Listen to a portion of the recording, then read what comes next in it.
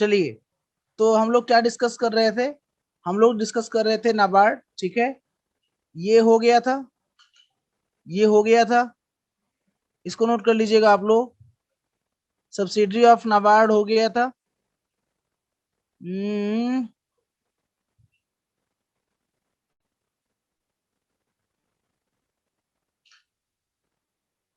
RRB हो गया था, केसीसी हो गया था, पीएसएल। पीएसएल मैंने आप लोगों को एक ट्रिक बताया था, अगर आपको याद हो, एचआर सीमा ओ, याद है ना? तो ये सेक्टर्स होते हैं। तो ये तो मैंने बता ही दिया था, कितने सेक्टर्स होते हैं, इतने सेक्टर्स को आरबीआई बोलता है।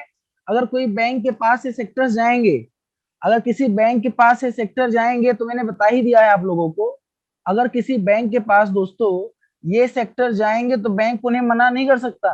Bank have to lend, banks have to lend, बैंकों को लोन देना ही देना पड़ेगा। बैंक ये पूछ नहीं रहा है, बैंक ये स्ट्रिक्ट बोल रहा है, स्ट्रिक्ट बोल रहा है, बैंक बैंक ये स्ट्रिक्ट बोल रहा है। कह रहा है कि आपको लोन देना, इन सेक्टर्स को खास करके प्राथमिकता देनी है, प्रियोरिटी देनी है। अगर ये सेक्टर्स आपके पास लोन लेने के लिए आते हैं तो, मेरी बात समझ रहे हो कि नहीं समझ रहे हो? तो पीएसएल में यही होता है। अच्छा, अब कितने मतलब किस सेक्टर को कितना लोन देना, जैसे अब बैंक ये कहता है, बैंक को टारगेट दिया जाता है कि आपको एक फाइनेंशियल ईयर में इतना लोन देना है, तो मतलब उसको बोलते हैं एएनबीसी, एडजस्टेड नेट बैंक क्रेडिट बोलते हैं। मैं आगे बताने वाला हूँ। से यहाँ पे लिखा हुआ है, ध्यान दीजिएगा। पीएसएल के अंतर्गत, PSL target for commercial bank, commercial bank मतलब वाणिज्यिक बैंक को बोला गया कि काम करो, आप थोड़ा शहर में रहते हो, आप गांव में नहीं रहते हो, आपकी ब्रांचेस गांव में नहीं है, तो आपको कम टारगेट दिया जा रहा है।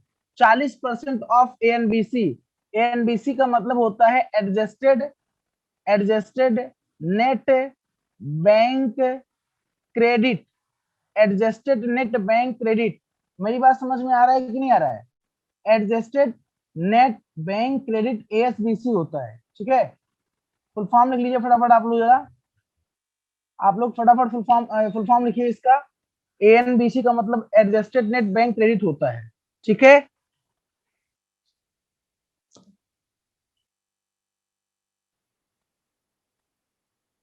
अच्छा, अब एक क्वेश्चन ये बनता है, ये एएनबीसी सर होता क्या है? अगर कोई पूछे एएनबीसी होता क्या है, तो देखो, जो बैंक होता है ना, बैंक जो होता है उसको एक चीज करना पड़ता है, उसको अपने एक फाइनेंशियल ईयर के लिए, जिसे आप एफवाई कहते हो, फाइनेंशियल ईयर के लिए उसे अपना लोन डिसाइड करना पड़ता है कि इस साल हम इतना लोन देंगे, इतना 1000 करोड़ लोन देंगे। मान लीजिए किसी बैंक ने कहा कि 2000 करोड़ लोन देंगे, इतना लोन देंगे एक फाइनेंशियल ईयर में। मान लीजिए अप्रैल से 1 अप्रैल, 1 अप्रैल से 31 मार्च तक का जो टाइम होता है, वो फाइनेंशियल ईयर कहलाता है, वित्तीय वर्ष कहलाता है। इतना तो आपको पता ही होगा, है ना?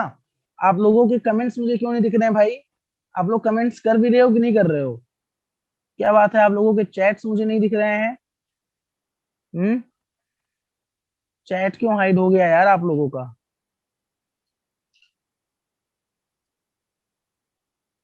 क्योंकि आपकी कोई क्वेरी होगी तो मैं कैसे आपको बताऊंगा, फिर मुझे तो आपका चैट दिख ही नहीं रहा है। मेरी आवाज सुनाई पड़ रही है ना आप लोगों को?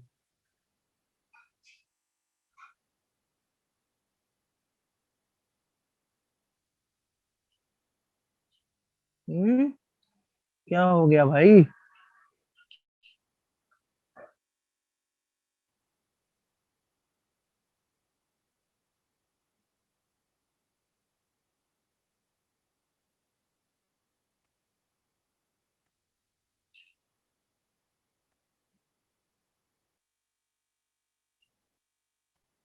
अरे क्लियर तो है, चैट तो आना चाहिए ना आप लोगों का मेरे पास। चैट नहीं आएगा तो फिर कैसे मैं पढ़ा पाऊंगा आप लोगों को यार? एक मिनट रुकिए जरा।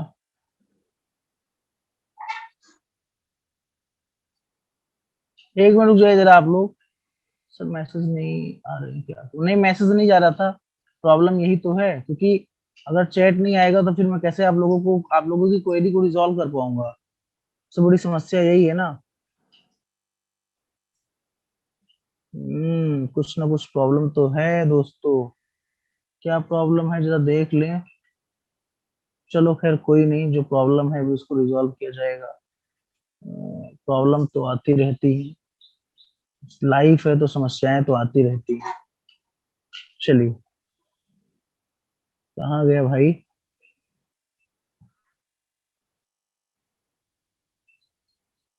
लाइफ में समस्याएं तो आती रहती हैं, लेकिन इतनी समस्या क्या आ जाएगी किसी का मुझे चैट ही ना दिखे। अगर चैट नहीं दिखेगा तो यार मेरा टेक्निकल होना खराब हो जाएगा, है ना। डोंट से स्टॉप से। एक मिनट रुको मेरे भाई, मैं सही कर लूं जरा इस प्रॉब्लम को।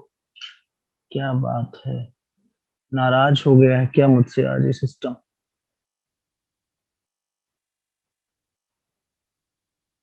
अगर अब नहीं दिखा तो मैं ऐसे ही क्लास पढ़ाऊंगा, मुझे कोई समस्या नहीं है।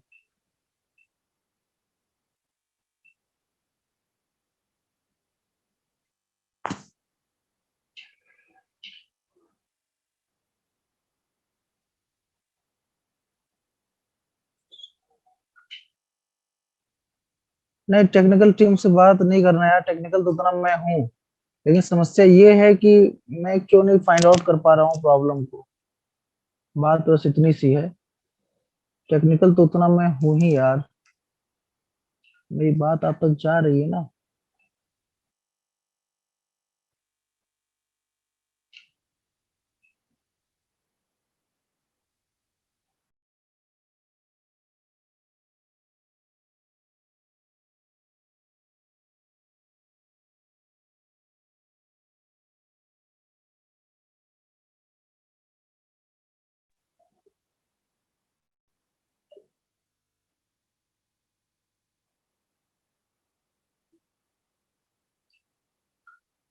चलो यार, अब शो हो रहा है। सॉरी भाई, आई एम सो। अब शो हो रहा है सर मैसेज, हाँ हाँ हाँ। ललित जी ठीक है, चलिए सॉरी यार। चलिए पहले ध्यान दीजिएगा आप लोग, इधर थोड़ा टाइम डिस्टर्ब हो गया, कोई नहीं। ध्यान दीजिएगा दोस्तों, ध्यान दीजिएगा एकदम, ठीक है। चलिए, अब कोई दिक्कत नहीं है। वो एक्चुअली स्लाइड के चक्कर में ना बस ये दिक्कत हो गई थी, कोई दिक्कत नहीं, चलिए ध्यान दीजिएगा एकदम। हम्म। बिल्कुल बिल्कुल। देखिए, एन पहले जान लो एनबीसी का मतलब क्या होता है। ये देखो किसी ने कलाकारी स्टार्ट कर दिया, चलो मैं हटा दे रहा हूँ। एनबीसी का मतलब क्या होता है, ध्यान दीजिएगा। अगर आपसे कोई पूछे एनबीसी, हाँ बिल्कुल शो हो रहा है, कोई दिक्कत नहीं है। तो एनबीसी का मतलब होता है, जैसे मैंने कहा कि फाइनेंशियल ईयर में बैंक ने कहा 2,000 करोड़ लोन देना है, तो 2,000 करोड़ एक टारगेटेड हो गया, ध्यान देना। हाँ अब बिल्कुल मैसेज, मोनिका जी मैसेज आ रहा है, परेशान मत हो। हाँ हाँ बिल्कुल, नाउ इज इट ओके, हाँ बिल्कुल ओके है, बस क्लास करिए आप लोग। आवाज जा रही है ना, आवाज जा रही है ना, बस क्लास करिए। 2,000 करोड़ रुपया एक साल के लिए लोन देने की बात करी किसी बैंक ने, तो 2,000 करोड़ रुपया हो गया टोटल लोन अमाउंट, समझना। टोटल लोन अमाउंट, वो ध्यान समझना। तो इसी टोटल लोन अमाउंट को बोलते हैं एएनबीसी। एएनबीसी का मतलब एडजस्टेड नेट बैंक क्रेडिट, मतलब बैंकों को अपने टोटल अमाउंट का, जैसे आपने कहा मेरे पास 100 रुपया है, तो मैंने कहा एक काम करना, इस 100 रुपया में से 40 रुपया आपको जो है कहीं और देना है, बाकी 60 रुपया आप रखो, चाहे जो मन करे वर्क वो करो। लेकिन मैंने डिसाइड कर दिया कि आपके पास जो टोटल अमाउंट है 100 रुपया, उसमें से 40 रुपया आपको देना ही देना है ना। तो यही 100 रुपया आपका कहलाएगा एडजस्टेड नेट बैंक क्रेडिट। क्योंकि बैंक भाई, बैंक के सामने प्रश्न आएगा ना, सर हम बैंक कितना लोन देंगे सेक्टर को, भाई आवाज आ रही बिल्कुल, इन सेक्टर को हम कितना लोन दें। तो वही कहा गया है, पीएसएल टारगेट होता है। जैसे आपने सुना होगा कि टारगेट प्राइवेट कंपनियों में जो मार्केटिंग का काम करते हैं उनको टारगेट दिया जाता है कि इतना माल बेचोगे, अगर आप इतना माल बेचोगे, इतना गुड्स बेचोगे, तो आपको इंसेंटिव मिलेगा। आपको टारगेट दिया जा रहा है कि आप एक महीने में 1 लाख का बिजनेस करो, 2 लाख का बिजनेस करो। बहुत सारी कंपनियां टारगेट देती हैं। तो वैसे आरबीआई ने कॉमर्शियल बैंक को टारगेट दिया कि अपने टोटल लोन अमाउंट का, एएनबीसी का मतलब समझ में आ गया, टोटल लोन अमाउंट। जैसे आपने एनडीटीएल पढ़ा था, net demand and type liability, वैसे एएनबीसी होता है adjusted net bank credit, bank का टोटल लोन अमाउंट। तो बैंक अपने टोटल लोन अमाउंट का 40%, अगर बैंक ने डिसाइड किया कि हमको 100 करोड़ लोन देना है, तो उसमें से 40 करोड़ लोन उसको पीएसएल सेक्टर को देना है। किस सेक्टर को, पीएसएल सेक्टर को, मतलब इन 8 सेक्टर्स में से जो आपके सामने ये 8 सेक्टर हैं, ये 8 सेक्टर जो आपके सामने दिखाई दे रहे हैं, इन 8 सेक्टर में से दोस्तों किसी भी सेक्टर, कोई सेक्टर आता है तो आप लोन देंगे, आप मना नहीं करेंगे। आपको हर हाल में अपना 40% है ये कंप्लीट करना है। मेरी बात समझ में आया? पीएसएल ने फिर, आरबीआई ने ग्रामीण बैंकों को कहा कि अब तो आप तो गांव में रहते हो, आपकी ब्रांच तो गांव में है, तो आपके लिए तो आसान है, तो आप 75%, इनका टारगेट बढ़ा दिया, 75% कर दिया टोटल आउटस्टैंडिंग, मतलब टोटल एएनबीसी का 75% लोन कौन देगा? रीजनल रूरल बैंक देगा। मेरी बात समझ में आया कि नहीं आया? अब देखो इसमें से भी क्या किया गया, इसमें से भी एक कैटेगरी दिया गया। क्या कैटेगरी दिया गया? यही आपको समझना है, यही आपको ध्यान देना है। इसमें से भी कैटेगरी दिया गया, कहा गया कि जो स्मॉल एंड मार्जिनल फार्मर्स होंगे, स्मॉल एंड मार्जिनल फार्मर्स, उनको 8% देंगे आप, और जो माइक्रो एंटरप्राइजेस होंगे उनको 7.5% देंगे आप, और एग्रीकल्चर को आप 18% देंगे आप। मेरी बात समझ में आया कि नहीं आया? बोलो। 18% किसके लिए बोला गया? एग्रीकल्चर के लिए। Weaker sectors weaker sections target for commercial bank, कमजोर वर्ग के लोगों को 10% देंगे आप, और weaker section target for RRB 15% देंगे आप। ये आरआरबी के लिए 15% है वीकर सेक्टर में, और कमर्शियल बैंकों के लिए 10% है। कमर्शियल बैंक मतलब जैसे union bank of India, Punjab national bank, Indian bank, ये सारे आपके कमर्शियल बैंक कहलाते हैं, है ना? और ग्रामीण बैंक का मतलब जैसे आपका बड़ौदा ग्रामीण बैंक, बड़ौदा ग्रामीण बैंक का नाम सुना होगा आपने, आपने आर्यावर्त ग्रामीण बैंक का नाम सुना होगा, आपने पूर्वांचल ग्रामीण बैंक का नाम सुना होगा, पूर्वांचल ग्रामीण बैंक, आपने प्रथमा ग्रामीण बैंक का नाम सुना होगा। ये सब ग्रामीण बैंक हैं, ठीक है? तो ग्रामीण बैंकों को ज्यादा रिस्पॉन्सिबिलिटी इसलिए दी जाती है क्योंकि आप विलेज में रहते हो, आप गांव में आपकी ब्रांचेज है, गांव के आसपास आपकी ब्रांचेज है, तो आपके लिए टारगेट पूरा करना आसान होगा। लेकिन जो कमर्शियल बैंक है, इनकी ज्यादातर ब्रांचेस शहर में होती है, सिटी में होती है, इसलिए इनको टारगेट कम दिया जाता है। तो मेरी बात समझ में आई कि नहीं आया आपको? पहले फटाफट बताइए, इतना आपको समझ में आया कि नहीं आया? बस यही होता है पीएसएल टारगेट। पीएसएल का मतलब समझो, भारत में जितने सेक्टर, भारत में बोला गया कि इन 8 सेक्टर को गवर्नमेंट ने बोला, आरबीआई ने बोला भैया ऐसा है, इन 8 सेक्टर को आप प्राथमिकता दो, क्योंकि अगर ये 8 सेक्टर आगे बढ़ेंगे तो इन्हीं 8 सेक्टर पे हमारा विकास क्या है? डिपेंडेंट। मुझे एक बात बताओ, अगर आपके देश में खेती अच्छी होगी, उत्पादन अच्छा होगा, तो बेहतर रहेगा आपका देश। अगर आपके यहाँ माइक्रो स्मॉल एंड मीडियम कंपनियां काम कर रही हैं तो अच्छा है। अगर आप एक्सपोर्ट ज्यादा कर रहे हो, आप मुझे बताओ किसी भी कंट्री के लिए, जितने भी लोग क्लास अटेंड कर रहे हो, 38 लोग इसमें हैं, किसी भी कंट्री के लिए इंपोर्ट अच्छा होता है कि एक्सपोर्ट अच्छा होता है? किसी भी कंट्री के लिए क्या अच्छा होता है? एक्सपोर्ट मतलब होता है निर्यात, एक्सपोर्ट मतलब होता है निर्यात, और इंपोर्ट मतलब होता है आयात। बहुत बढ़िया, बहुत बढ़िया सुदीप चक्रवर्ती जी, पवन जी, अंजलि गर्ग जी, क्या बात है। तो आपको इतना पता है ना, तो एक्सपोर्ट को बढ़ावा देंगे कि इंपोर्ट को बढ़ावा देंगे? आप बताइए। अगर इंपोर्ट वाला बंदा आया, कहा लोन हमको दो, एक्सपोर्ट वाला बंदा आया, कहा लोन हमको दो, तो आप किसको लोन देंगे एज अ बैंकर? तो बिल्कुल एक्सपोर्ट को देंगे ना, क्योंकि एक्सपोर्ट से फायदा क्या होता है? एक्सपोर्ट से फायदा ये होता है कि आपका जो, आपके यहाँ का जो गुड्स है, आपके यहाँ का जो माल है, वो जाएगा विदेश, और जब विदेश जाएगा तो आपके पास विदेशी मुद्रा आएगी, आपके पास विदेशी मुद्रा आएगी। मेरी बात समझ में आ रहा है? तो आपकी इकोनॉमी स्ट्रांग होगी। अगर आपके पास डॉलर बहुत आ जाए तो आप कितना स्ट्रांग हो जाएंगे, सोचो। क्योंकि जितने ट्रेडिंग होते हैं अंतरराष्ट्रीय स्तर पे, डॉलर के रूप में होते हैं। उनकी ट्रेडिंग किसके रूप में होती है? डॉलर। और डॉलर की अपेक्षा रुपया कमजोर है तो आपको ज्यादा पे करना पड़ता है। डॉलर की अपेक्षा रुपया कमजोर है तो हमको ज्यादा पे करना पड़ता है ना? तो जब हम इंपोर्ट करते हैं, जब हम आयात करते हैं, लेकिन वही जब एक्सपोर्ट करते हैं तो भाई हमको ज्यादा रुपया मिलता है, मतलब डॉलर ज्यादा मिलता है। समझ में आ रहा है कि नहीं आ रहा है? तो डॉलर, इसलिए कहने का मतलब एक्सपोर्ट को बढ़ावा दो, एजुकेशन को बढ़ावा दो। अगर लोग शिक्षित होंगे तो देश अपने आप विकास की ओर बढ़ेगा। लोगों का घर होगा, अगर लोगों का घर होगा, अगर खुद का घर होगा, एम्प्लॉयमेंट होगा। बिल्कुल सही कह रहे हैं सुदीप चक्रवर्ती जी। लोगों का अगर घर होगा तो लोग, मतलब जैसे फुटपाथ पे लोग पड़े रहते हैं, फुटपाथ पे पता चला लोग पड़े हैं, सलमान खान जैसा कोई आ गया, दारू पी के, बियर पी के, चढ़ा दिया गाड़ी उनके ऊपर, अब केस पे केस चल रहा है, 10-15 साल लग गए, कि गाड़ी सलमान खान चला रहे थे, कि उनका ड्राइवर चला रहा था, कि कोई नहीं चला रहा था। कोर्ट का अगर कोर्ट में चला गया मामला, तो भाई जो फुटपाथ पे सोते हैं बेचारे, जिनका घर नहीं है, कम से कम उनका घर अपना तो हो, सिर ढकने के लिए छत तो हो। हाँ, सर ढकने के लिए छत तो हो। तो अगर बताइए, अगर आपके देश में लगभग सबका घर बना होगा, सबके पास अपना घर होगा, तो कहीं ना कहीं आप विकास की ओर आगे बढ़ेंगे। विकास किसे कहते हैं? अच्छा आप मुझे बताओ, विकास का नाम क्या है? ये विकास किसी लड़के का नाम नहीं बोल रहा हूं मैं। विकास से आपका तात्पर्य क्या है? आपके पास जितनी भी बेसिक, हाँ, डेवलपमेंट। तो आपने अंजलि गर्ग जी अंग्रेजी में बोल दिया वही बात, तो बात मैं हिंदी बोल रहा हूँ। हर्षिता वर्मा जी बिल्कुल समझो पहले मेरी बात। आपकी सारी बेसिक नीड पूरी हो रही है, आपके पास रोजगार हो, आपके पास बढ़िया जहां रहते हो वहां रोड हो, हॉस्पिटल हो, स्कूल कॉलेज हो, बिजली की व्यवस्था हो, खाने की व्यवस्था हो अच्छी, तो इसी को तो कहते हैं डेवलपमेंट। बेसिक नीड जब पूरी हो। नंदिनी सिंह जी कह रही हैं बेसिक नीड जब पूरी हो, बिल्कुल सही कह रही हैं। नंदिनी सिंह जी आप किधर मैसेज कर रही हैं? आप मुझे मैसेज कर रही हैं इधर क्या? पर्सनल पे कर रहे हैं क्या? मेरे बच्चों की दो मेरे पास मैसेज आ रहा है नंदिनी सिंह जी का। बिल्कुल, जब बेसिक नीड पूरी हो। आप धीरेन्द्र प्रताप सिंह करके मैसेज करो ना, धीरेन्द्र प्रताप सिंह को सर्च कर लो। आप डायरेक्ट मुझे मैसेज करो ना मेरे पास, क्योंकि कई मैसेज मेरे पास।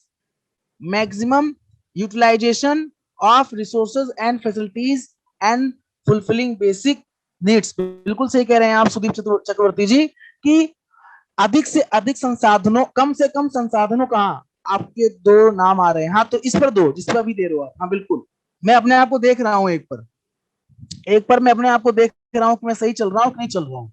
एक पे मैं खुद देख रहा हूँ लॉग इन करके, ठीक है। तो सर 200, हाँ बिल्कुल। तो मैं ये बोल रहा हूँ कि कम से कम संसाधनों का यूज करके अधिक से अधिक उत्पादन किया जाए, यही डेवलपमेंट का एक पार्ट होता है। सोशल इंफ्रास्ट्रक्चर, सामाजिक सामाजिक आधारभूत ढांचे। इंफ्रास्ट्रक्चर का मतलब होता है आधारभूत ढांचे, मतलब रोड अच्छा हो जहां पे आप रहते हो। अच्छा आप बताओ, आप अगर बैंकर बनोगे, आप अगर बैंक में नौकरी पाओगे, तो आप कैसे लोकेशन पे जाना पसंद करोगे? अगर आपका पोस्टिंग गाजीपुर में हो गया, आपका पोस्टिंग मऊ में हो गया, आपका पोस्टिंग बलिया में हो गया, आपका पोस्टिंग आजमगढ़ में हो गया, तो आप उस क्षेत्र में जाना पसंद नहीं करेंगे, क्योंकि वो डेवलप नहीं है। लेकिन वहीं आपका पोस्टिंग लखनऊ हो गया, आपका पोस्टिंग गोरखपुर हो गया, आपका पोस्टिंग इलाहाबाद हो गया, आपका पोस्टिंग अयोध्या हो गया। सारे सेक्टर्स को याद करने के लिए शॉर्टकट्स क्या बताया था आपने? जनेश जोशी जी, मैंने बताया था एचआर सीमा ओ। मैंने बताया था उस दिन एचआर सीमा ओ। एचआर एक डिपार्टमेंट है। मैंने कहा एचआर डिपार्टमेंट है, सीमा उसमें नौकरी कर रही है, सीमा उसकी हेड है, एचआर सीमा, उसके साथ साथ में अदर लोग भी हैं। तो 1 2 3 4 5 6 7 8। एच मतलब हाउसिंग, आर मतलब रिन्यूएबल एनर्जी, एस मतलब सोशल इंफ्रास्ट्रक्चर, ई मतलब एजुकेशन, ई मतलब एक्सपोर्ट क्रेडिट। हाँ, एम मतलब जो आपका है, ये क्या नाम है, देखो एम मतलब माइक्रो स्मॉल इंटरप्राइजेस, एम मतलब माइक्रो स्मॉल इंटरप्राइजेस, ए मतलब एग्रीकल्चर, ओ मतलब अदर्स। अदर्स में गरीब वगैरह लोग आते हैं। अदर्स में जो बीपीएल कार्ड होल्डर होते हैं, बिलो क्या बोलते हैं, बिलो पॉवर्टी लाइन, जो गरीबी रेखा से नीचे जीवन यापन करते हैं। हाँ, मैं सीमा हेड है। एचआर में सीमा हेड है, बिल्कुल। एचआर में सीमा हेड है। एचआर में सीमा हेड है, सीमा की लड़की है, हेड है, उसके साथ साथ सीमा के असिस्टेंट हैं, अदर्स लोग। तो एचआर सीमा ओ, बिल्कुल कई लोग भेज भी रहे हैं। अंजलि गर्ग जी ने कहा गुड इंफ्रास्ट्रक्चर फैसिलिटीज रिक्वायर्ड, बिल्कुल। तो अंजलि अंजलि गर्ग जी, अगर मैंने बोला आपका पोस्टिंग बलिया हो जाए, या आपको दो ऑप्शन मिले, चलो अंजलि गर्ग जी आपको बलिया और आपको अयोध्या में बैंक की पोस्टिंग, आपको एज अ बैंकर पोस्टिंग हो रही, तो आप बलिया जाना पसंद करेंगे कि अयोध्या आना पसंद करेंगे? आप फटाफट बताइए। अयोध्या, देखो अंजलि गर्ग जी का आंसर आ गया अयोध्या। क्योंकि पूर्वांचल, कहीं ना कहीं बिल्कुल सही कह रहे हो, बलिया हो गया। मैं तो हर जिले में पढ़ाया हूँ, मतलब उत्तर प्रदेश के लगभग जिले में पढ़ाया हूँ मैं, अगर बात करूँ तो बलिया हो गया। बिल्कुल सुदीप जी भी कह रहे हैं अयोध्या, बहुत बढ़िया। इसी बहाने मुझसे मुलाकात हुई, और इसी बहाने मैं आपके पास लोन लेने के लिए आऊंगा, अप्लाई करूंगा, और आप मुझे अपने पर्सनल ट्रीट की तरह लोन दोगे, पर्सनल ट्रीट करोगे और लोन दोगे, है ना? ऐसा भी होता है, मैं आपको कहानी इसके आगे बताऊंगा बाद में। खैर, ऐसा करना नहीं चाहिए आपको as a being a banker. एक बार मैंने आज शायद मैं ऑनलाइन पढ़ा रहा था, तो मैंने बताया, आज मेरा क्लास करना देखा हो तो आप एमसीएलआर का देख लेना, बहुत बढ़िया क्लास आज का है। एमसीएलआर मैंने पढ़ाया है। VIP treatment sir, Anjali Garg ji कह रही है वीआईपी ट्रीटमेंट। अगर पहुंच गया पतला बढ़िया, कॉफी मंगाओ। अरे सर आ गए, कॉफी मंगाओ। है, या तो फिर पहचानने से इनकार कर दो यार, पता नहीं कौन है यार, छोड़ो हटो। है, चलो खैर, तो मजाक कर रहा हूँ मैं। तो आज का फिलहाल जो 9 बजे में, हाँ एक चीज और यार, 10 बजे मैं नहीं आ पाया था, मौसम बहुत खराब था, इसकी वजह से, टेक्निकल इशू की वजह से बहुत खराब मौसम चल रहा है अभी। लेकिन हाँ, 9 बजे वाला शो जितने लोगों ने ना देखा हो, MCLR, marginal cost of fund based lending rate, आप सर्च कर लेना यूट्यूब पे। जितना बेहतरीन मैंने आपको समझाया है, उतना बेहतरीन अगर मिल जाएगा बताना आप मुझे। बेहतरीन तरीके से समझाया मैंने आपको, ठीक है सुदीप चक्रवर्ती जी। तो ट्रिक समझ में आ गया ना? किसी ने कहा ट्रिक बता दो, ट्रिक समझ में आ गया ना? तो ट्रिक, तो इसीलिए मैंने कहा कि इन सेक्टर का अगर विकास होगा, अगर ये सेक्टर आगे बढ़ेंगे, तो ऑटोमेटिकली क्या होगा? डेवलपमेंट होगा, ऑटोमेटिकली क्या होगा? लोग बढ़ेंगे आगे, ठीक है? ये चीजें हैं, इसीलिए इन सेक्टर को टारगेट दिया गया है। एनबीसी का मतलब कोई पूछे तो आप कहेंगे sir total loan amount. Total loan amount को क्या बोलते हैं? टोटल लोन अमाउंट को बोलते हैं क्या? टोटल लोन अमाउंट को बोलते हैं एएनबीसी। फुल फॉर्म है एडजस्टेड नेट बैंक क्रेडिट। और इसके 100% अगर ये है किसी बैंक का, तो इसका जितना परसेंट रहेगा उतना परसेंट लोन देना होगा, उस सेक्टर को देना ही देना होगा। आप चाहो तो फील्ड में जाओ। आउटस्टैंडिंग क्या होता है? आउटस्टैंडिंग मतलब उसका टोटल अमाउंट दोस्त। हर्षिता वर्मा जी, आउटस्टैंडिंग मतलब मैंने कहा कि आपके पास 100% अमाउंट है, मतलब आपके पास आउटस्टैंडिंग अमाउंट 100% है। और इसी 100% में से आपको देना है 75%, है ना? 75%। आपके पास बचा कितना? 25%। ठीक है, तो इस 25% में आप अपना काम करो। इस 25% में आप अपना काम करो, उसमें कोई आपसे पूछने नहीं जा रहा है। लेकिन यहाँ पे 75% आपको देना ही देना होगा। आरआरबी को बोला गया, सर यहाँ के करवा दो, सर यहाँ भी करवा दो। टोटल आउटस्टैंडिंग क्या मतलब? भारती खत्री जी क्या करवाना है? भारती खत्री जी क्या करवाना है बताइए? ठीक है, चलो फिलहाल आगे बढ़ते हैं। अब ये आपका फाइनली होता है कंप्लीट, फाइनली होता है यहाँ पे कंप्लीट। अब मैं आपको बताने वाला हूँ नया टॉपिक। इसमें से क्वेश्चन आएगा, मैंने बताया आपको। ठीक है, इसका पीपीटी आपको मिल जाएगा, परेशान होने की जरूरत नहीं है। ठीक है, बिल्कुल, इसका पीपीटी आपको मिल जाएगा। नेक्स्ट हमारा जो टॉपिक है, वो मैं लेके आ रहा हूँ आपके समझ, प्रस्तुत कर रहा हूँ।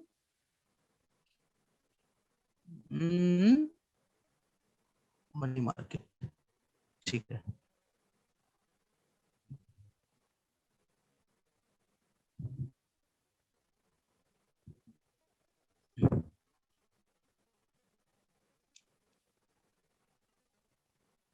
जो यूट्यूब का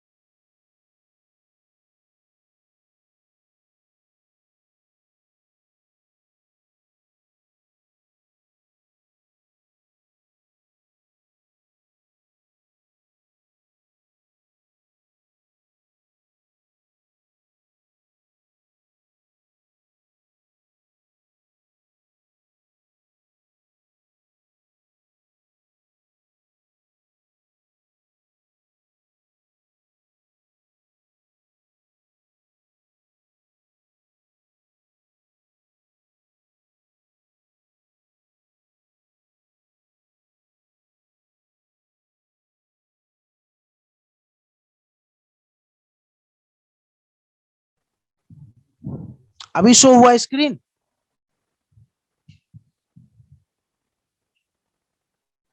चलिए, तो आज हम लोग क्या बात करेंगे? अब मतलब अब हम लोग बात कर रहे हैं, वो हमारा हो गया पीएसएल। अब पीएसएल एक बार देख लेना, कोई क्वेश्चन होगा तो हमसे पूछ लेना, हम बता देंगे आपको, ठीक है? अब हम बात करेंगे दोस्त मनी मार्केट के बारे में। मनी मार्केट को हिंदी में मुद्रा बाजार के नाम से जानते हैं। तो पहले जान लीजिए, ये टॉपिक किसके अंतर्गत आता है? फाइनेंशियल मार्केट के अंतर्गत आता है। आपके सिलेबस में फाइनेंशियल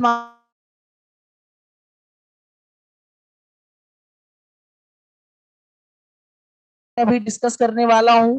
और दूसरा आपका कैपिटल मार्केट है दोस्त। दूसरा क्या है माय फ्रेंड? कैपिटल मार्केट है। कैपिटल मार्केट है। दो मार्केट होते हैं, एक मनी मार्केट होता है my dear friend. Voice break हो रही है, वॉइस ब्रेक हो रही है, वॉइस ब्रेक हो रही, 1 मिनट 1 मिनट।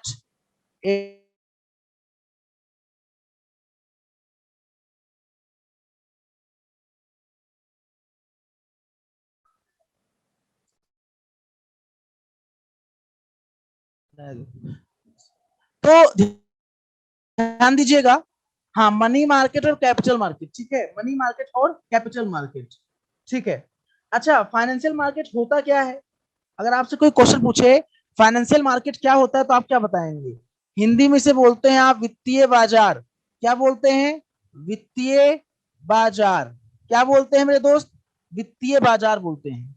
वित्तीय बाजार का मतलब जहां पर जहां पर सर आज आप दिख नहीं रहे हैं, अंजलि गर्ग जी मत देखिए आज। जहां पर वित्तीय लेन देन, जहां पर वित्तीय लेन देन, लेन देन किया जाता है उस बाजार को क्या बोलते हैं? वित्तीय बाजार बोलते हैं। अंग्रेजी में बोल दूं?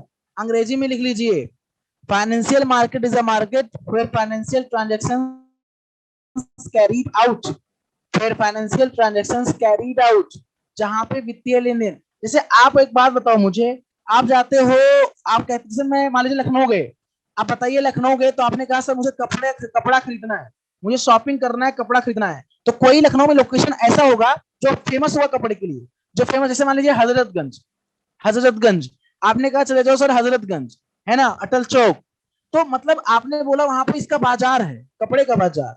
आपको सब्जी लेना है तो आपने कहा सब्जी मंडी चले जाओ, सब्जी का बाजार। आपको मछली मछली लेना है, वो लोग खाते हैं मछली, कहते हैं सर मछली बाजार चले जाओ, मछली बाजार जहाँ पे मछली ही लगता है। मतलब जो चीज जहां पे मिलता है वहां पे उसका नाम हो जाता है, उस पर्टिकुलर बाजार को उसके नाम से जानते हैं कि ये बाजार है, मछली बाजार, ये इसका बाजार, कपड़े का बाजार, ये इसका बाजार, खाने का बाजार, है ना। यहाँ पे हाउस होल्ड थिंग्स, घरेलू वस्तुएं मिलती हैं, घरेलू वस्तुओं का बाजार, है ना। एक बार repeat the definition in English. Sudeep Chakraborty ji, I am saying that financial market is a market where financial transactions carried out, where financial transactions carried out, okay, where financial transactions transactions का मतलब लेन then, carried out, carried out, where financial transactions carried out, है ना, जहां पर वित्तीय लेन then किया जाता है उसी बाजार को वित्तीय बाजार के नाम से जाना जाता है। ओके, अब देखो इसके दो, अब देखो, अच्छा एक क्वेश्चन ये बनता है, सर ये बताइए वित्तीय लेन देन क्यों किया जाता है? तो इसके दो रीजन है, बहुत ध्यान से समझना मेरे दोस्त। मिटा दूं इसको? मिटा दूं? चलो आगे बढ़ता हूं, पहले आगे बढ़ता हूं, यहां समझ लो पहले आगे, फिर आगे बताऊंगा। ये मनी मार्केट निकल के आता है, अच्छा पहले मैं यहां समझा ही दूं आप लोगों को। देखिए क्वेश्चन बनता है, सर वित्तीय लेन देन क्यों किया जाता है? वित्तीय लेन देन क्यों किया जाता है? वित्तीय लेन देन क्यों किया जाता है? तो मेरे भाई वित्तीय नीड को पूरा करने के लिए, फाइनेंशियल नीड को पूरा करने के लिए, वित्तीय अपनी फाइनेंशियल रिक्वायरमेंट को, जरूरत को पूरा करने के लिए वित्तीय लेन देन करते हैं। और पहला लेन देन तो ये हो गया। दूसरा, मार्केट में लिक्विडिटी को कंट्रोल करने के लिए, मार्केट में लिक्विडिटी को कंट्रोल करने के लिए, लिक्विडिटी को कंट्रोल करने के लिए भी इसका प्रयोग होता है। तो दोस्तों दो प्रकार से इसको हम समझते हैं। पहला, फाइनेंशियल मार्केट का यूज होता है क्या? मेरी बात समझ में आ रही है कि नहीं आ रही? पहले बताओ जितने लोग क्लास अटेंड कर रहे हो, मेरी बात समझ में आ रही है कि नहीं आ रही है? जितने लोग क्लास अटेंड कर रहे हो समझ में आ रही है कि नहीं आ रही है? फटाफट बताना। लिक्विडिटी मतलब होता है तरलता, लिक्विडिटी मतलब होता है तरलता, है ना। हाँ बिल्कुल। आशीष अग्रवाल जी, सुदीप जी, अनुकृति श्रीवास्तव जी, थैंक यू सो मच, बहुत बहुत धन्यवाद आपका, अगर मेरी बात समझ में आ रही है। हालांकि मैं प्रयास कर रहा हूँ एकदम डिटेल में और जीरो से बताऊं आपको, एकदम डिटेल में जीरो से बताऊं कि आपका पूरा कॉन्सेप्ट क्रिस्टल क्लियर हो जाए, अपनी लाइफ में आप कभी ना भूलें, मुझे भी और मेरे टॉपिक को भी। ठीक है, याद रखें, हाँ धीरेन्द्र सर कोई थे जो पढ़ाए थे हमको, है ना। To meet the financial requirements to control the liquidity in the market. Anjali Garg ji, you are absolutely right, बहुत बढ़िया अंजलि गर्ग जी, पक्का सिलेक्ट, 100% नोट करो, सिलेक्शन होना तय है। अंजलि गर्ग जी और जितने भी लोग यहाँ पे क्लास अटेंड कर रहे हैं, मैं कह रहा हूँ आपका सिलेक्शन होना तय है 100%, क्योंकि इतना अच्छा रिस्पॉन्स आपका मिल रहा है अंजलि गर्ग जी। मैं देख रहा हूँ जब से लगातार मैं क्लास प्रोवाइड कर रहा हूँ, अच्छा रिस्पॉन्स कर रही हैं आप। नो सर, आपको भूल जाए हो ही नहीं सकता। अरे पगले, तुम मुझे भूल जाओ ये हो नहीं सकता, और मैं तुम्हें भूल जाऊं ये होने नहीं दूंगा। सॉरी यार, डायलॉग किसी मूवी का था। Thank you so much sir Anjali ji. पता नहीं कैसे था ना, ऐसे था ना ये। सुनील शेट्टी बोलता है किसी मूवी, शिल्पा शेट्टी को बोलता है ना। ठीक है, मजाक कर रहा, धड़कन देखो, धड़कन नाम भी आ गया, धड़कन। ठीक है चलो अच्छा। तो देखो, जैसे मैंने कहा कि आप आपको बिजनेस करना है, आपको बिजनेस करना है, तो बिजनेस करने के लिए आपको कैपिटल की आवश्यकता पड़ेगी, आपको पूंजी की आवश्यकता पड़ेगी।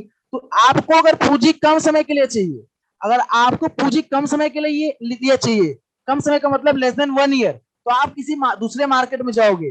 अगर आपको पूंजी लंबे समय के लिए चाहिए, लॉन्ग टर्म के लिए चाहिए, तो आप दूसरे मार्केट में जाओगे। इसी मार्केट को हम अलग अलग मार्केट में बताते हैं, कैपिटल मार्केट और मनी मार्केट। मेरी बात समझना, दोनों जगह वही होता है। फाइनेंशियल मार्केट मतलब जहां पे वित्तीय लेन देन हो, तो मनी मार्केट में भी वित्तीय लेन देन होगा और कैपिटल मार्केट में भी वित्तीय लेन देन होगा, लेकिन दोनों में टाइम पीरियड अलग अलग होता है। अगर 1 साल से कम समय है, जिसे हम शॉर्ट टर्म बोलते हैं, अगर शॉर्ट टर्म है मेरे दोस्त, उसे बोलेंगे मनी मार्केट। अगर लॉन्ग टर्म है मेरे दोस्त, उसे बोलेंगे क्या, कैपिटल मार्केट। और आपने क्यों लोन लिया था, क्योंकि आपको बिजनेस करना था, आपने फंड रेज करना था, आपको आपको पैसों की आवश्यकता थी, इसलिए आपने वित्तीय लेन देन किया।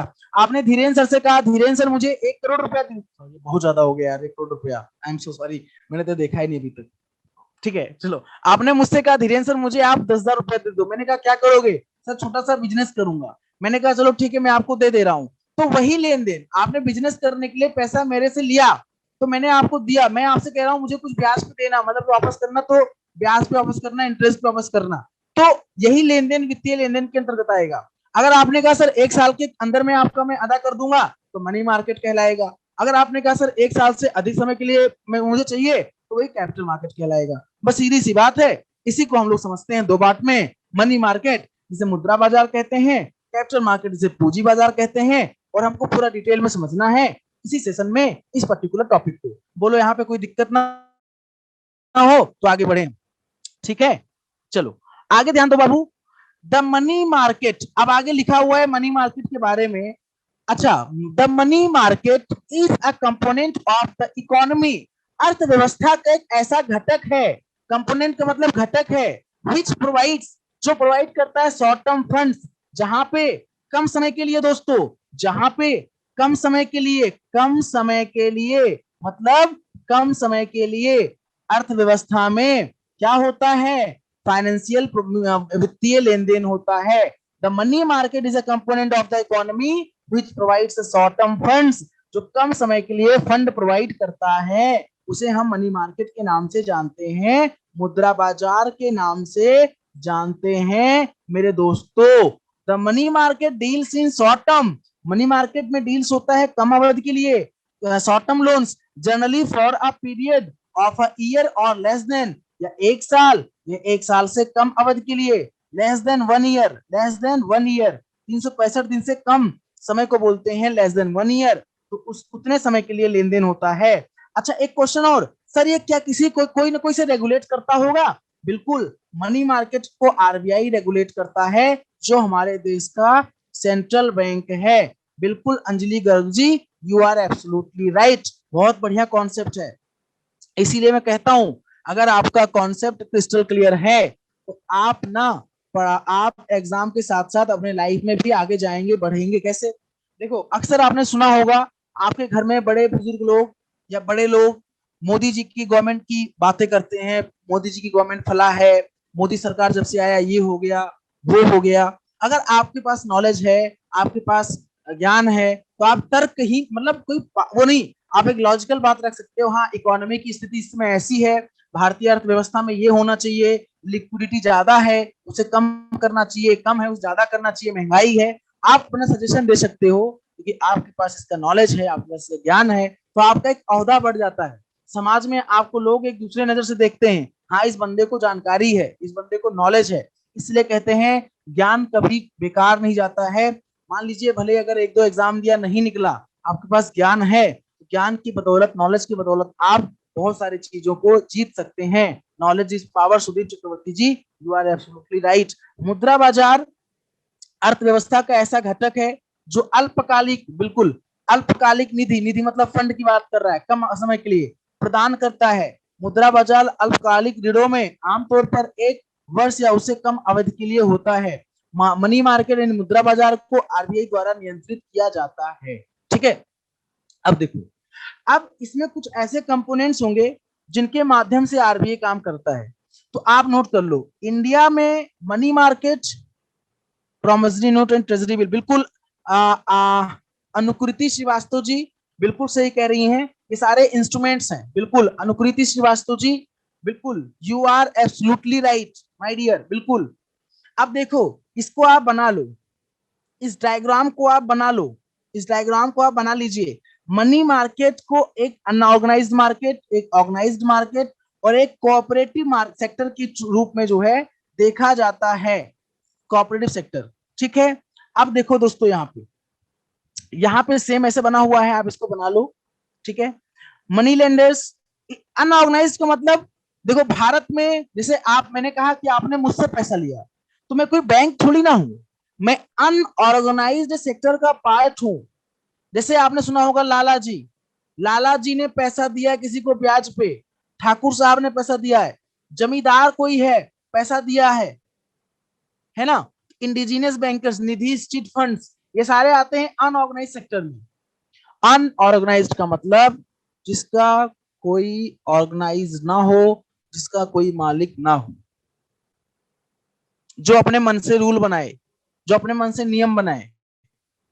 तो इसमें लोगों का शोषण होता था, इसमें लोगों का शोषण होता था। आपने कहा सर मुझे पैसा चाहिए, मैंने कहा कितना, आपने कहा 10,000, मैंने कहा ले जाओ बेटा, क्या करना है, बिजनेस करना है।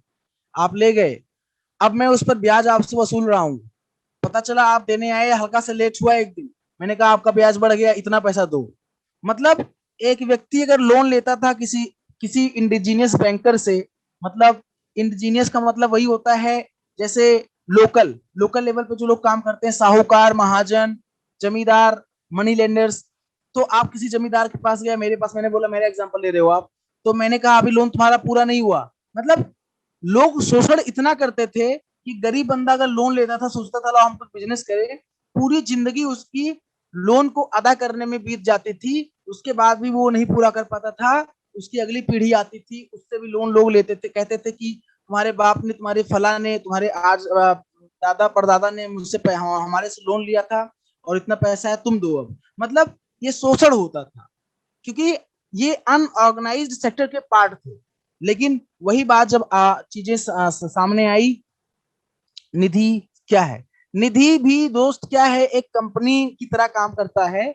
इसीलिए जैसे मैं आपको बता दूं जानकारी के लिए, एक्चुअली इसको तो ऐसे कंट्रोल करता है मिनिस्ट्री ऑफ कॉर्पोरेट अफेयर्स, निधि को कंट्रोल करता है मिनिस्ट्री ऑफ कॉर्पोरेट अफेयर्स।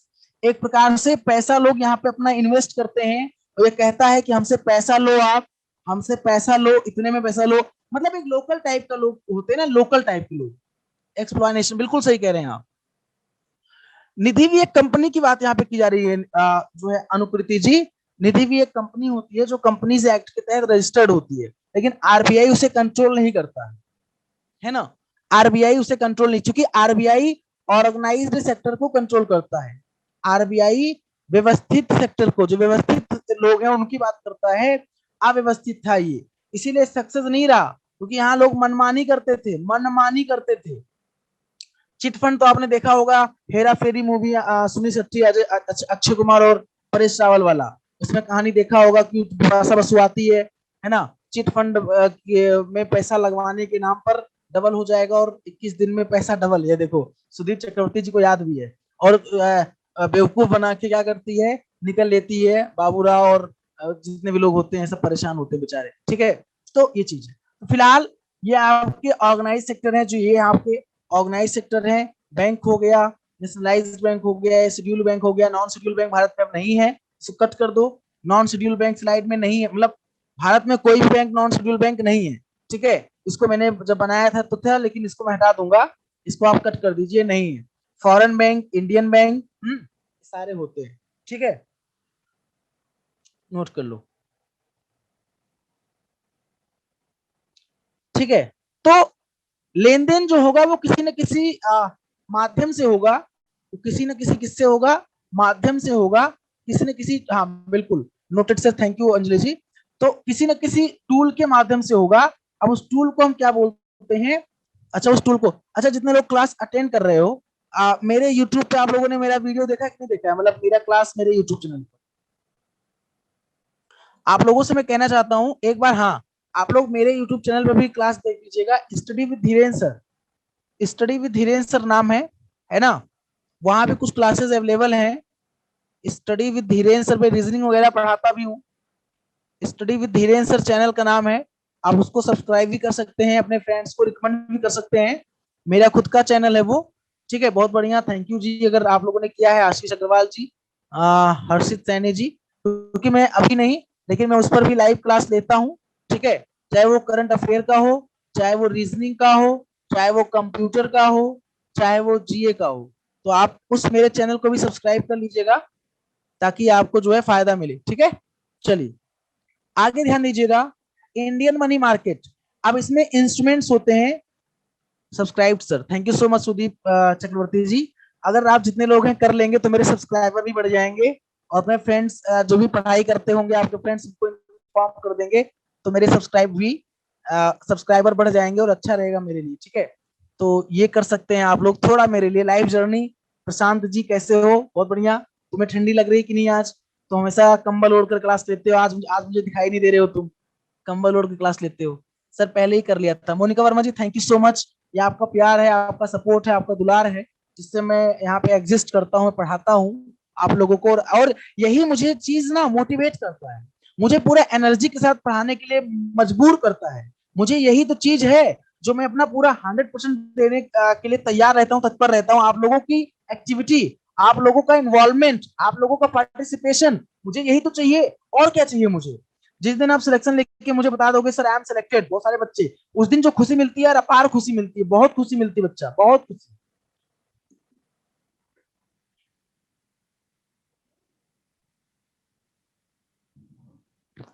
चलिए, इंडियन मनी मार्केट, अमन शर्मा, अभी डेट फिलहाल नहीं आएगा, कोविड की वजह से बहुत सारे एग्जाम टले हैं, कोविड की वजह से बहुत सारे एग्जाम टले हैं, तो इसलिए अभी डेट के बारे में तो मैं बहुत बोल नहीं सकता हूँ, लेकिन हाँ हो सकता है एक एक हफ्ते के अंदर कोई नोटिफिकेशन आ जाए, कोई नोटिफिकेशन एक हफ्ते के अंदर आ जाए, है ना। चलो, ये इंस्ट्रूमेंट्स है मनी मार्केट के, जिनके माध्यम से, जिनके माध्यम से दोस्तों लेन देन किया जाता है, जिनके माध्यम से लेन देन किया जाता है, और साथ साथ मार्केट में मनी के फ्लो को कंट्रोल किया जाता है। मतलब यही वो इंस्ट्रूमेंट्स हैं, यही है वो बंदा जिसके बारे में हमें पढ़ना है, यही है वो जिसको हमें जानना है। कॉल मनी, नोटिस मनी, और आप एक बढ़ा लेना term money, term money market ये होता है। ट्रेजरी बिल, अभी पीछे शायद अंजलि गर्ग जी ने किसी ने एक्सप्लेन किया था, ट्रेजरी बिल के बारे में बताया था। Treasury bill, certificate of deposits, commercial papers, ये सारे क्या होते हैं, ये सारे जरिया होते हैं, ये सारे इंस्ट्रूमेंट्स होते हैं, जिनके माध्यम से लेन देन किया जाता है, जिनके माध्यम से मार्केट में से लिक्विडिटी को कंट्रोल किया जाता है। Bonds and securities, negotiable instruments act 1881, promissory note, bill of exchange, cheque, इन सबके बारे में हमको पढ़ना है, इन सबके बारे में डिटेल में पढ़ना है दोस्तों, एकदम डिटेल में पढ़ना है। किसमें पढ़ना है, डिटेल में पढ़ना है। मेरी बात समझ में आ रहा है ना, बोलो फटाफट, आगे बढ़े। चलो, इसको नोट कर लिया होगा आप लोगों ने, इसे पढ़ना है, मतलब बताया गया है कि मनी मार्केट के अंतर्गत इन चीजों को हम लोग क्या करेंगे, हम लोग डिस्कस करेंगे, हम लोग पढ़ेंगे इसी के अंतर्गत। ठीक है, चलिए अब देखो, मनी मार्केट इंस्ट्रूमेंट्स में अगर हम पहले बात करें, तो मैं आपको एक चीज बता दूं, ध्यान दीजिएगा, आपके सामने है कॉल मनी मार्केट।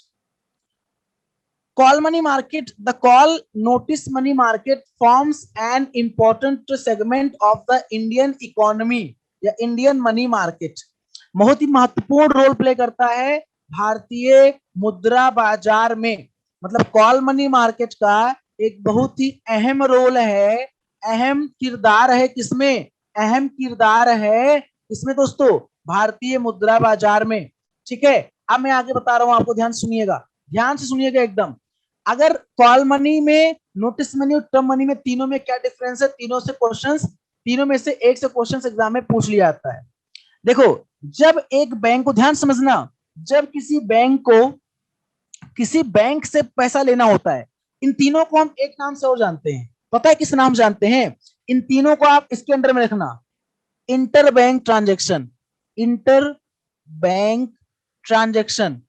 इन तीनों को दोस्तों इंटर बैंक ट्रांजेक्शन बोलते हैं। किसी बैंक को अपनी फाइनेंशियल रिक्वायरमेंट को मीट करने के लिए, फाइनेंशियल जो नीड है, वित्तीय आवश्यकताओं को पूरा करने के लिए, जब किसी बैंक से लोन लिया जाता है, और एक रात्रि के लिए लोन लिया जाता है, ओवरनाइट के लिए लोन लिया जाता है, या एक दिन के लिए लोन लिया जाता है, या जो है 24 घंटे के लिए लोन दिया जाता है, तो उस कॉल मनी के अंतर्गत आता है कॉल मनी। जब कोई बैंक किसी बैंक से 2 से लेकर 14 दिन के लिए लोन लेता है, तो नोटिस मनी कहलाता है। जब कोई बैंक किसी बैंक से 14 दिन से अधिक समय के लिए, लेकिन मैक्सिमम कितना बताओ फटाफट, मैक्सिमम कितना, मैक्सिमम 300, बताओ फटाफट, क्योंकि मनी मार्केट में कितने दिन के लिए ट्रांजेक्शन होता है? 1 ईयर ना? बिल्कुल आशीष अग्रवाल जी, मैक्सिमम 365 डेज, मैक्सिमम 365 डेज, या उससे उससे कम, उससे कम।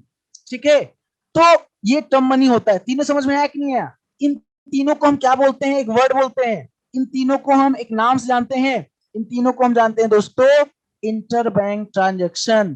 क्या कहते हैं my friend? Inter bank transaction, inter bank transaction. ठीक है, हाँ अंजलि गर्ग जी, बिल्कुल। मतलब जैसे हमको आवश्यकता पड़ती है, हम बैंक के पास जाते हैं, वैसे बैंक को आपस में जब एक बैंक से, मान लीजिए पंजाब नेशनल बैंक है, पंजाब नेशनल बैंक ने क्या किया, पंजाब नेशनल बैंक ने इंडियन बैंक से पैसा लिया, इंडियन बैंक से कहा भैया पैसा दे दो मुझे। तब अब यहाँ पे बात आएगी, इनको पैसों की आवश्यकता थी, अब ये पैसा फ्री में तो देंगे नहीं, ये पैसा ब्याज में देंगे, लेकिन बैंक टू बैंक हो रहा है ट्रांजेक्शन, बैंक टू बैंक हो रहा है। पंजाब नेशनल बैंक, इसे देखो बैंक टू बैंक कहते हैं। अगर पीएनबी अपने ही किसी दूसरी शाखा से लेता, तो उसे इंट्रा बैंक बोलते। उसे क्या बोलते? इंट्रा बैंक बोलते। देखो, जब कोई एक बैंक अपने ही किसी बैंक से पैसा लेता है, देता है, तो उसे इंट्रा बैंक बोलते हैं। लेकिन जब कोई बैंक किसी दूसरे बैंक से पैसा लेता है, देता है, उसे इंटर बैंक ट्रांजेक्शन कहते हैं। 3 प्रकार के इंटर बैंक ट्रांजेक्शन बताए गए हैं। कॉल मनी, कॉल मनी के अंतर्गत अगर कोई पूछे कितने दिन के लिए लोन लिया जाता है, आप कहेंगे सर कोई बैंक एक रात्रि के लिए, या एक दिन के लिए, या 24 घंटे के लिए अगर लोन लेता है, तो उसे कॉल मनी कहते हैं। और उस पर जिस रेट से ब्याज Punjab national bank Indian bank से लेगा, तो इंडियन बैंक फ्री में नहीं देगा। इंडियन बैंक जो ब्याज लगाएगा उसे कॉल रेट कहते हैं, कॉल दर कहते हैं। सेम, कोई बैंक 2 से लेकर 14 दिन के लिए अगर किसी से लोन लेता है, किसी बैंक से, तो नोटिस मनी के अंतर्गत आएगा। और 14 दिन से अधिक, लेकिन 1 ईयर से कम, लेकिन 1 ईयर से कम, चूंकि मनी मार्केट है, तो टर्म मनी के अंतर्गत आएगा।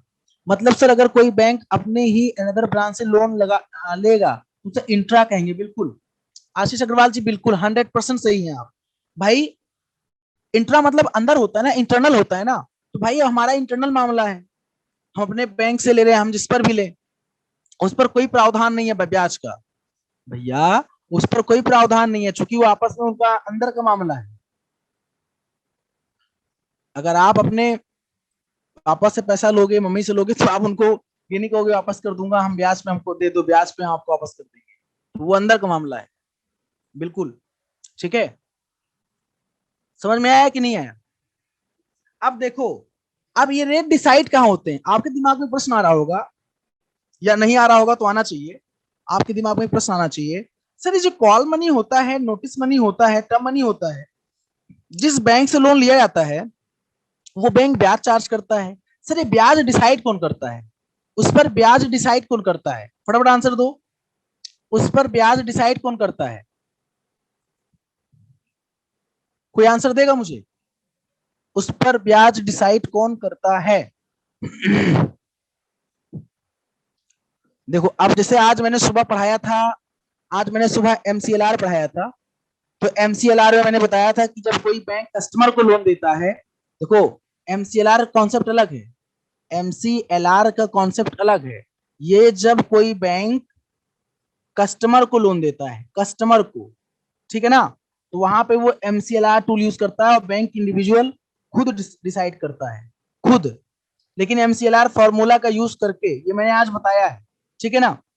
लेकिन जब कोई बैंक बैंक को लोन देगा तो उसके लिए एक प्लेटफॉर्म है, उस प्लेटफॉर्म का नाम है मीबोर, मीबोर प्लेटफॉर्म, मीबोर फॉर इंडियन बैंकिंग।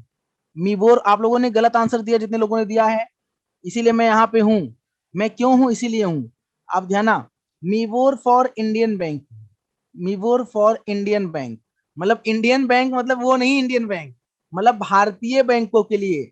मीबोर का मतलब होता है, फुल फॉर्म देखो, इसका फुल फॉर्म बहुत आसान है। एम से मुंबई, एम से मुंबई, भारत की आर्थिक राजधानी, भारत की वित्तीय राजधानी। आई से इंटर, बी से बैंक, आर ओ से ऑफर, आर से rate, Mumbai interbank offer rate. एक, जैसे आप शेयर मार्केट जानते हो, शेयर मार्केट के बारे में आप लोगों ने सुना है, बोलो सुना है कि नहीं सुना है?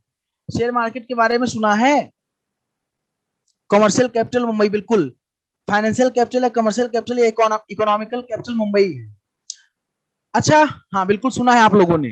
तो शेयर मार्केट में देखा होगा आपने, प्राइस घटती बढ़ती रहती है ना। वैसे मुंबई इंटरबैंक ऑफर रेट एक प्लेटफॉर्म है जहां पे हर बैंकों का रेट लिखा होता है, हर बैंकों का रेट ऑफ इंटरेस्ट लिखा होता है। जो बैंक मतलब फ्लक्चुएट करता रहता है, जो बैंक जिस बैंक से चाहता है उस बैंक से ये मीबोर्ड देखकर लोन ले लेता है।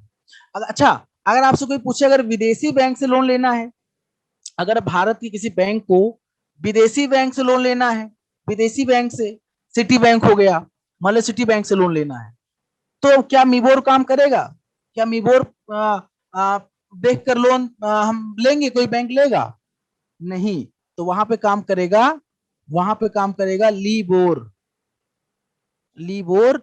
और लीबोर का मतलब होता है London, London interbank offer rate. बस इतना समझ लो आप, इतना आपके लिए काफी है। ज्यादा अगर घुसोगे ज्यादा दिक्कत हो जाएगी।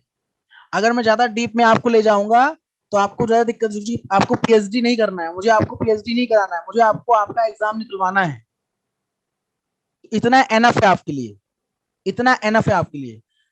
तो जब कोई भारतीय बैंक विदेशी बैंक से ऋण लेता है कॉल मनी, नोटिस मनी या टर्म मनी के अंतर्गत, तो वो लिबोर प्लेटफॉर्म को देख कर लेगा वहां पे कितना रेट चल रहा है, लंदन इंटरबैंक ऑफर रेट, मतलब इंटरबैंक ट्रांजेक्शन पे ऑफर रेट क्या कर रहा है, ऑफर क्या कर रहा है, rate, London bank offer rate. Mumbai interbank offer rate Bharat के लिए। तो इतना समझ में आया? मेरे दोस्तों, देवियों और सज्जनों, मेरे बंधुओं, आप लोगों को इतना समझ में आया?